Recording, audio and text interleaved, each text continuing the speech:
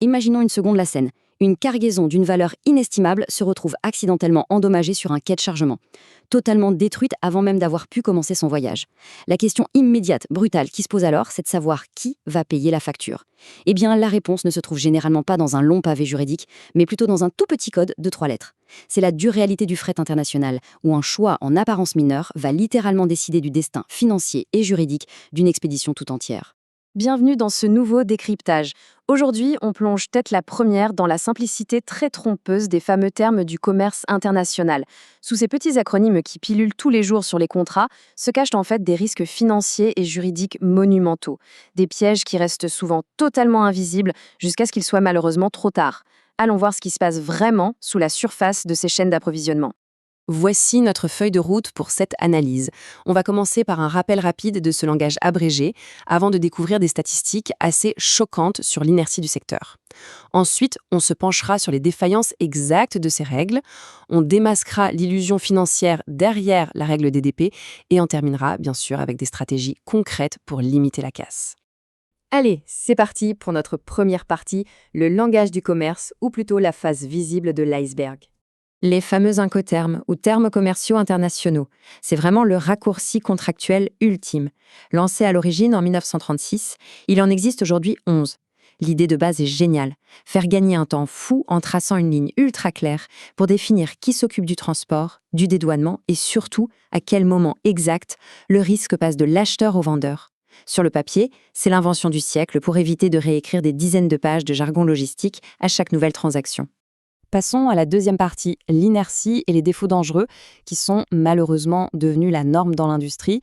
Et là, il y a une donnée qui saute aux yeux quand on regarde les enquêtes. Accrochez-vous, 51% des entreprises utilisent les yeux fermés une seule et unique règle standardisée pour absolument tous leurs contrats. C'est ce qu'on appelle l'inertie pure et dure. En faisant ça, la moitié du marché ignore complètement les capacités logistiques réelles de leurs propres partenaires commerciaux. On préfère le confort d'un vulgaire copier-coller contractuel à une vraie réflexion stratégique. Dingue, non ?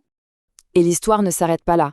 Les chiffres nous montrent aussi que 28% des professionnels interrogés utilisent de manière totalement inappropriée des règles internationales, celles qui commencent par la lettre D, pour des trajets purement nationaux.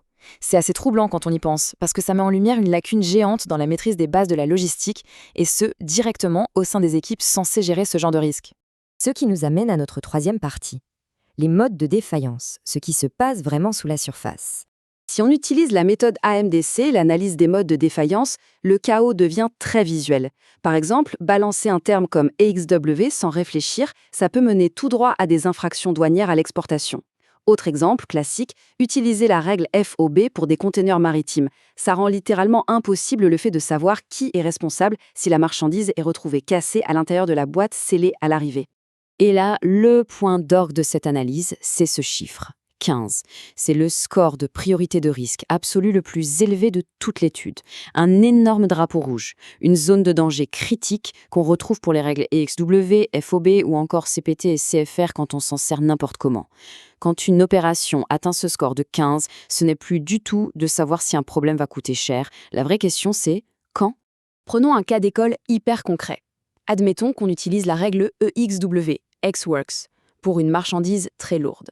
En général, c'est le vendeur qui finit par charger la bête sur le camion avec son propre chariot élévateur, parce que l'acheteur n'a pas le matériel sur place. Sauf que, sous EXW, le vendeur n'a absolument aucune responsabilité légale sur ce chargement. Résultat, s'il fait tomber la palette sur le quai, bingo, on a droit à un litige totalement insoluble. C'est le parfait exemple d'une action physique qui est complètement déconnectée de la responsabilité légale. On arrive à notre quatrième partie, l'illusion du DDP, ou quand la facilité se paie au prix fort. Ici, l'illusion financière crève les yeux. Ce qu'on vend comme un prix ultra simple, un package tout compris, cache en réalité des marges commerciales complètement délirantes. Quand on creuse un peu, on tombe sur des frais cachés qui peuvent ajouter 50% rien que sur les frais de dédouanement et grimper jusqu'à 40% sur la simple gestion documentaire. En bref, c'est payer le prix fort pour acheter un faux sentiment de sécurité. Mais attendez, il n'y a pas que l'aspect financier. Le DDP, ça crée aussi de purs cauchemars sur le plan juridique. Avec cette règle, c'est une entité étrangère qui agit en tant qu'importateur officiel. Du coup, l'acheteur local n'a même plus accès à ses propres documents douaniers.